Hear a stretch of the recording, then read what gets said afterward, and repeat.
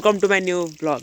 र गाइज आज म यतिकै घर बसिरहेको छु र आज मैले हजुरहरूलाई मेरो घरमा भएको गाई भैँसी बाछा बाछी सबै देखाउने छु र अन्तिम समयमा भिडियो हेरिदिनु होला। गाइज यहाँ हाम्रा सबै रहेका छन्। यो हाम्रो एउटा गाई हो, यो अर्को गाई हो, यो भैँसी त पाडो त्यहाँ आमासँग छ, दुध खाँदै थियो अघि। अनि यहाँ अर्को पाडी छ, यहाँ ठुलो पाडी, अनि यहाँ फेरि बाछी छ र बाछी फेरि एकदमै चलाक छ गाइज। हेर्ने मलाई कसरी हान्छ। बाछीको गुस्से धेरै छ, हेर्नु होला। ओए ओए बाछी हाई भन्दै हेर्नु है गाइज। हेर्नु है गाइज। गाइज देख्नु भयो। यो बाछी भनेको हाम्रो घरको शेरनी हो गाइज। यो बाछी देख्नु पनि होइन, हेर्नुलाई फेरि हेर्नु कसरी हान्छ यसले। हेर्नु है हेर्नु हेर्नु है हेर्नु एकदमै चलाक छ। यो अर्को मेरो सानो पाडो आछ। ए पाडो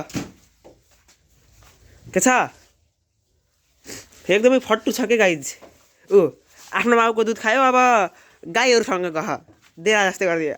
ओ काहीँ नखास् दाइ जा छ, अरू केही पनि छैन।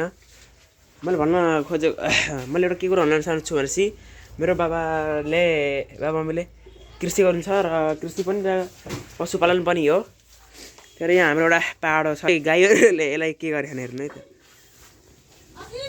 हजुर ल र अब म यस्तो उता जाँदैछु र मैले मेरो हजुरलाई आमा पनि देखाउने छु है त। मेरो आमा यास, मेरो बाबा र मेरो मम्मी फेरि यहाँ नास्ता पकाउँदै हुनुहुन्छ। मम्मी हाई भनिदिनु मेरो अडियन्सलाई।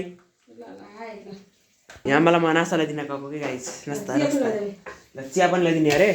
अब तपाईँलाई मेरो आमा देखाउँछु, त्यसपछि यो भ्लगको एन्ड गर्छु है त गाइज। पहिला यो आमालाई दिउँ। तपाईँसम्म सब्सक्राइब गरिदिनुहोस् गाइस, सब्सक्राइब गरिदिनुहोस्। आमा गाइज मेरो आमा हुनुहुन्छ यहाँ। आमा हाई भनिदिनु सबैलाई, हाई भनिदिनु।